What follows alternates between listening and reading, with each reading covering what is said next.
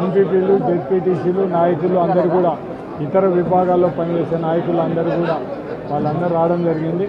మేమంతా కూడా మా కార్యకర్తలతో మాట్లాడి తొందరలోనే ఈ పాణ్యం నియోజకవర్గం సంబంధించిన ఈ కమిటీలన్నీ కూడా పూర్తి చేయడం జరుగుతుంది.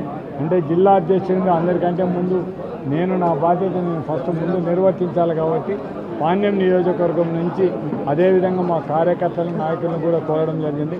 అందరికీ మనం ఆదర్శంగా ఉండాలి, ముందు మన కమిటీలన్నీ కూడా పూర్తి చేయమని చెప్పి మా నాయకులకు కార్యకర్తలకు కూడా అందరికీ విజ్ఞప్తి చేయడం జరిగింది.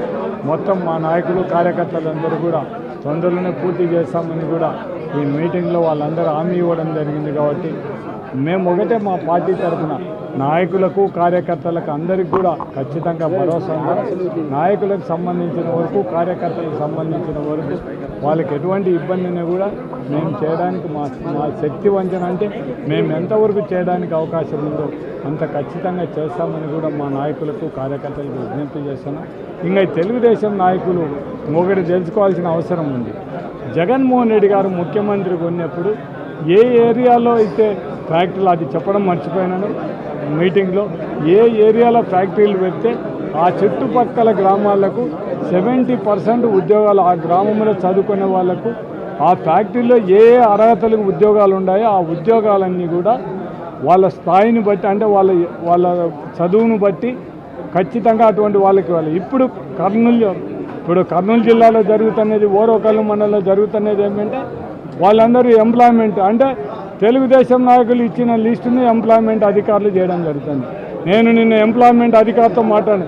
నువ్వు ఏ విధంగా మొత్తం 70% ఆ గ్రామాలకు ఇవ్వాలి, మీరు ఎంప్లాయ్మెంట్ అంటే ఆ ఊళ్ళో ఎంప్లాయ్మెంట్ వాళ్ళు ఎంప్లాయ్మెంట్ చేసుకుంటారా?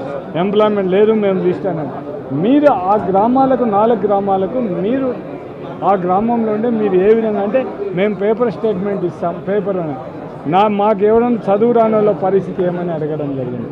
మీరు ముందు అన్ని గ్రామాల్లో దండోరు వేయాల్సిన అవసరం ఉంది. పలానా రోజు మేము ఇక్కడ మీటింగ్ మామూలుగా ఇక్కడ కర్నూలు టౌన్లో కాదు జరపాల్సింది, మొత్తం ఫ్యాక్టరీ ఎక్కడ ఉందో అక్కడ ఉద్యోగస్తులు ఎంప్లాయ్మెంటు వాళ్లకు జాబ్ మేళ ఆడు జరపాలి. కానీ మేము ఎంప్లాయ్మెంట్ ఆఫీసులో జరుపుతాం, మాకు నచ్చినట్టు మా లిస్టు ఆ ఊరోళ్ళని కాకుండా వేరే వాళ్ళని ఇస్తాం, ఎవరో నాయకులు ఎవరు చెప్పినట్టు ఇస్తామంటే మాత్రం ఆ కంపెనీ యాజమాన్యాన్ని మాత్రం ఎవరిని కూడా ఒప్పుకునే ప్రసక్తే లేదు.